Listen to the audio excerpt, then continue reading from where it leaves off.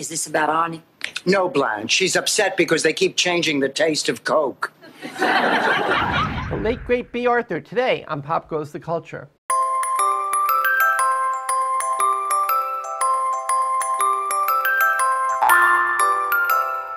Hi, I'm David Levin, and welcome to another jaunty episode of Pop Goes the Culture.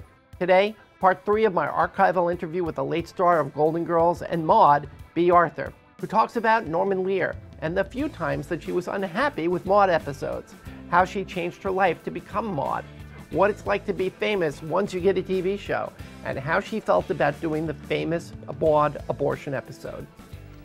Is there a specific example that you can think of, a time when you sort of had things at a certain level and someone came up with something that just put it over the top? Yes, of course. I mean, I can't think of a specific at the moment, but that's how things happen, particularly in comedy. You know.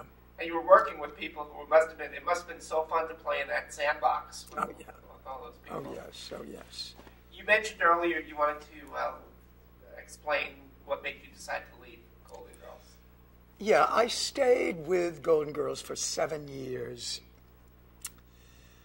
And I suddenly thought, as I did with Maude, that we had done pretty much everything. I didn't think we could top what we had done.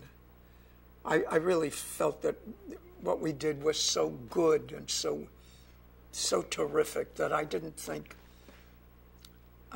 we could top it. And I thought, let's quit on a very high note, which was why, for instance, everyone was always saying, well, when are you going to do a Golden Girls reunion? And I always said, absolutely never, because we can never top what we did. I remember Mary Tyler Moore and Valerie Harper did a reunion of the two of them, 20 years after the Mary Tyler Moore show. And it just didn't make it. It was meaningless. And I thought, no, we've done such fabulous work. We can't top it. Let's leave now. I'm very happy I did. Well, here's a question for you, and you may decide you don't want to answer it, or you may decide you do want to answer it. Since you're not going to do those reunions and you're not going to do those movies, what do you think Dorothy is doing today? That character. The character? Yeah. Well, she got married, don't forget. She married Leslie Nielsen. They still together? They happy? They're doing all right? Yes. I think they're very, very happy.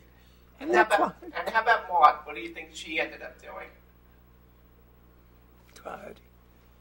Oh, she's probably the mayor of Tuckahoe, you know. Still with Walter? Did they get back together? They never were apart. Did they sort of separate? Oh, there was once when... Oh, God, I remember he had left, and I was told that I should go see him, and so I say, I love you, and I want you, and I need you, and whatever. I knocked on the door, and I said, I love you, I need you, I want you, whatever. The door opened, and it was the guy who played not Alfalfa. Spanky? The black guy, Farina or whatever. Buckwheat? What? Buckwheat? Buckwheat, yes. Who said something like, you ain't short enough, you ain't dark enough, and you ain't something enough. I don't know, but God, it was marvelous. It was so funny. God, I mean, what we did, so irreverent. They did. I interviewed Rue McClanahan, and she told me... Who? What? I interviewed Rue. Yes. McClanahan, and she told me a very funny door gag about where your character and Walter came over, and she opened the door. Do you want to tell me your side of that? They were role-playing, she and Arthur, and she answered the door wrapped in saran wrap. That's what you're talking about. Yes. which was marvelous for me because you just saw our backs, Walter's and mine, and we just stayed there. And the laughter built and built and built and built. I tend to take a lot of chances, I really do, and it worked. Just kept going and going and going. It was wonderful. She said at one point, she said the two of you were standing there very still, and she said at one point you shifted your weight and it started the laughter up again. Yes. Oh, Rue. Yes, we had marvelous times together. That must have been wonderful. I mean, it's just to have that kind of creative freedom. Yes. Was there any... And so blessed. I was so blessed to have worked. Bill Macy is one of the great actors I have ever worked with. Conrad Bain. I mean, all the people we worked with. Adrienne Barbeau, and just darling. Is there a story that you've dined out on all these years, a story that you've told people saying, okay, here's something you wouldn't know unless you were there? An anecdote, something that happened with some of your castmates? I'm not anecdotal, unfortunately. I really am not.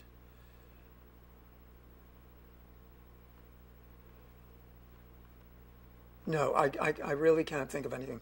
Well, what I do know, though, maybe, I think twice in the 6 years that I did Maude, I was very, very unhappy with the show, and I would call Norman to say, you got to bail me out.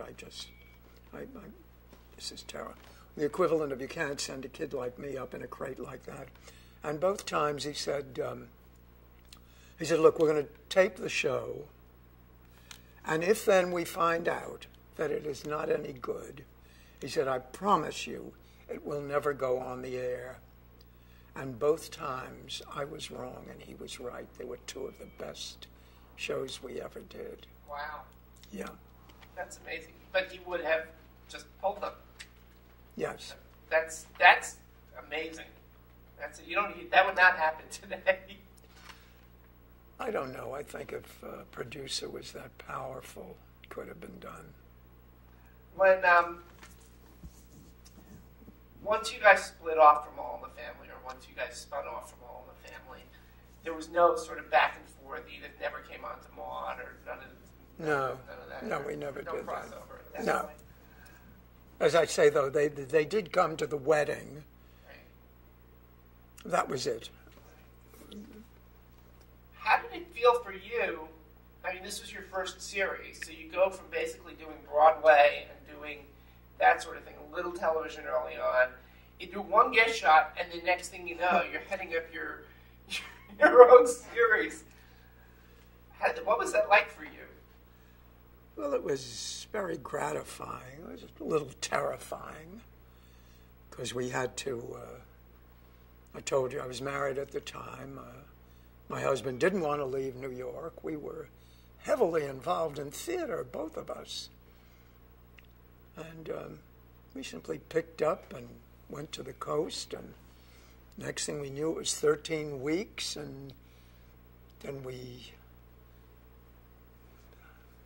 your whole life changed. Yeah. People start recognizing you on the street. Yes. You were an adult. It's not like Yes. it happened to you when you were... Yeah.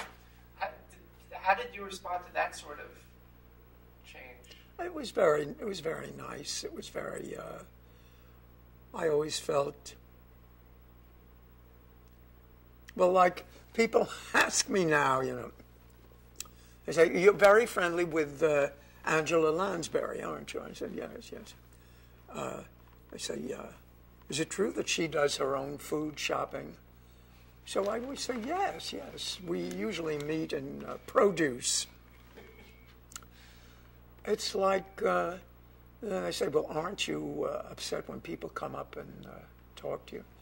And I say, no, if they come up and talk to me, it's only to tell me that they like me. And I thank them. It's it's very dear of people to do that.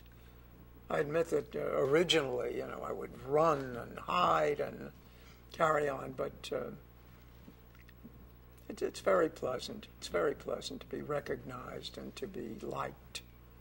There was an episode of Maude which is just amazing. The episode where Maude basically does a 22-minute monologue at her psychiatrist's office. Would you talk about that episode a little bit? Tell me about it. It had never been done. Again, it was Norman who takes chances, and it was a one-woman thing, except that there was an analyst there, but he just sat there, so I would have somebody to talk to, and I guess it's one of the high points of the series, where I talked about my father, and I'm not going to start because I'll start weeping again. It was very... A great opportunity for an actress to Yes. have that sort of Yes.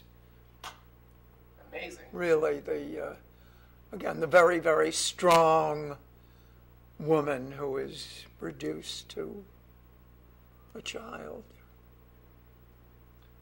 Very interesting. You took some creative chances with that one as well, didn't you? Pardon? You took some chances with that as well, yes, to yes. put that out there. Oh, yeah. Especially for a character like Maude. Yes. Yes. Okay, I asked you what Maude is doing. I asked you what Dorothy is doing. How do you think Maude and Dorothy would get along with each other? Well, one thing, they could wear each other's clothes.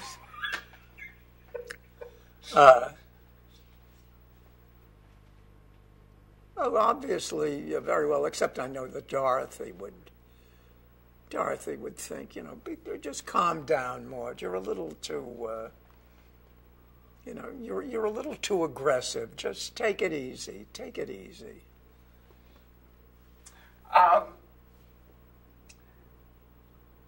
According to my research, early on in the series, did you carve an exclamation point on the front door of the set? Did I what? So this says that you carved a large exclamation point on the front door of the set of Golden Girls. Is that true? No, I was asked that before. You never know what's going to... It makes no sense. Oh, yeah. They're myths that sort of show up. No.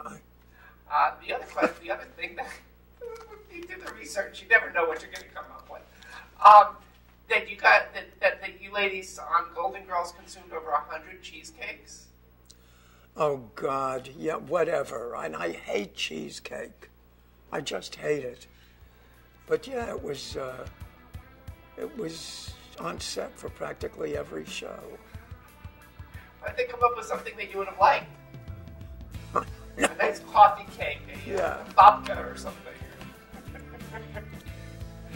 Be with us next time when we wrap up my talk with Bea Arthur. We'll talk about the similarities between Bea and her characters, her relationship with Norman Lear, the one-woman show she did late in life, the consequences and responsibilities of dealing with fame and fans, plus why she hated doing Fiddler on the Roof. We'll see you then.